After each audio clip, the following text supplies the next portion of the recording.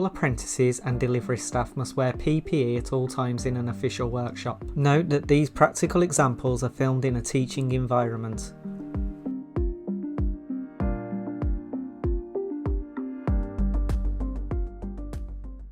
In this video, we're going to look at the BS7671 requirements for installing data cable in a 3-compartment trunking alongside mains cables. What we can see here is we've got a data point here situated above the trunking and a data running to a data point below the trunking on this side over here.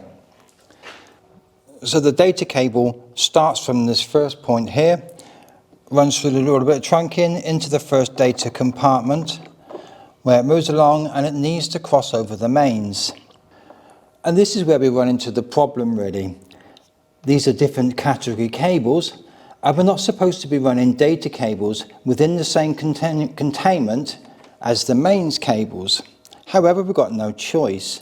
So what we've had to do here is segregate the data cable from the mains cables.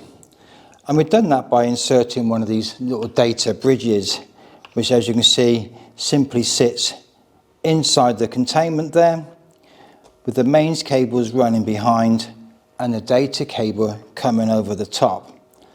Once it's all fitted, the lid goes over the whole thing and that maintains the segregation. Once we cross into the lower compartment, that's also data, and we run through the adapter then onto our next point. So this is a similar arrangement that you might find in your EPA for dealing with data.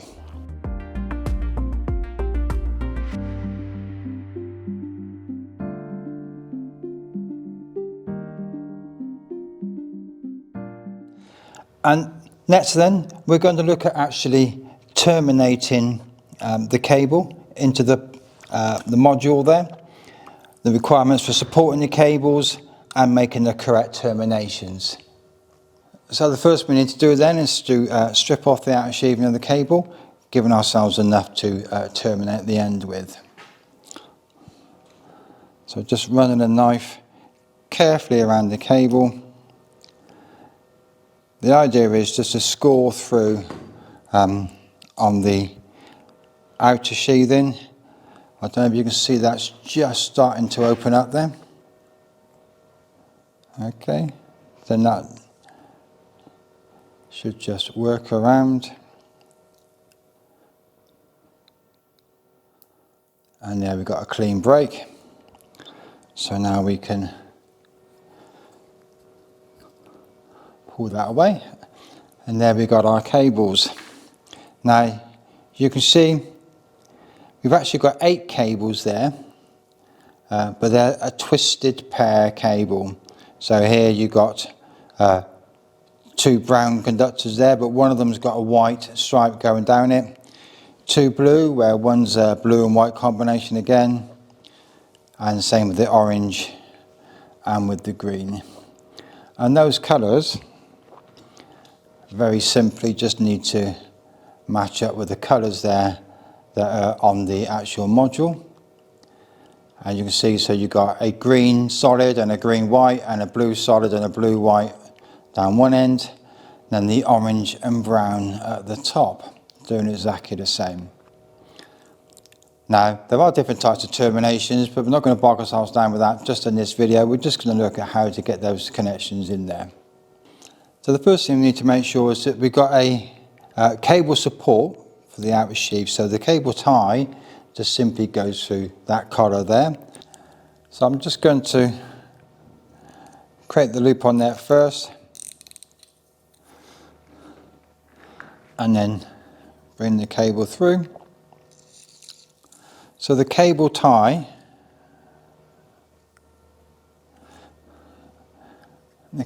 has to sit on the actual sheathing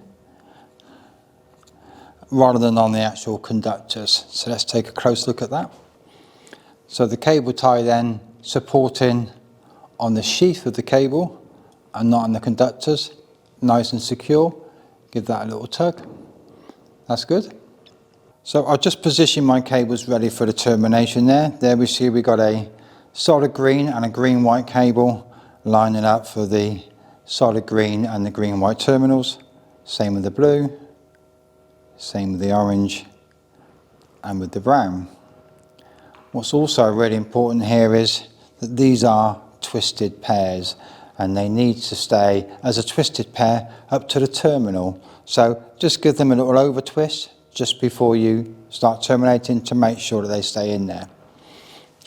So just give those a bit more of a twist just to make sure they sort of stay together,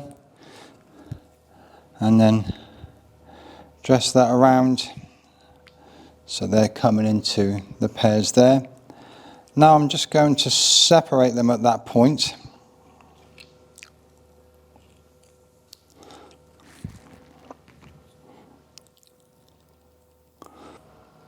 So I've just opened up a loop there to separate the two pairs, and what I'm going to do is place them in their correct terminals. So there we can see we got the solid green core and then the green and white. I'll just move that so you can see underneath you've got the green and white connection at the bottom and the solid green connection above, just on there. Okay. Now it's the same for all four, so they're in place. Now what we need to do is now use our insulation displacement tool to get those terminals made. So pushing them in, first one and the second one, and there we have it.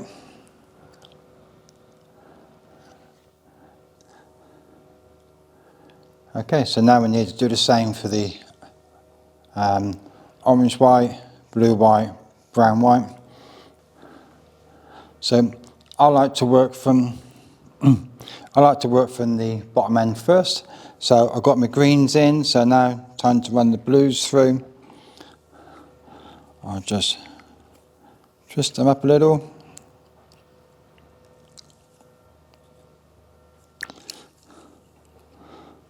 Open them up.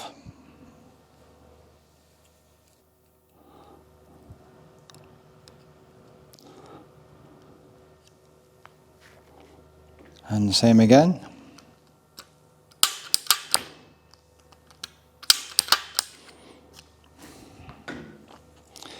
Next for our orange and white.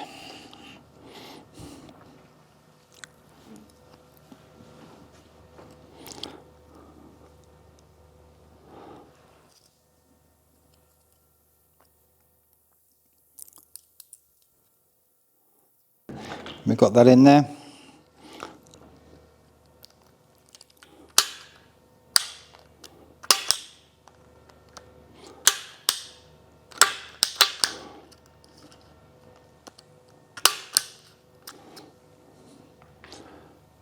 Okay, and then finally now, just the brown white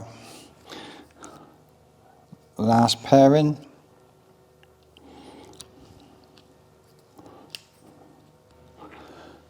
And then the final on those two.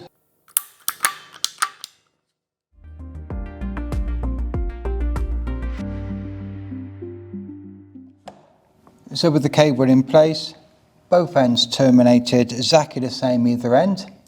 All we need to do now is to test it to make sure that all our connections are sound.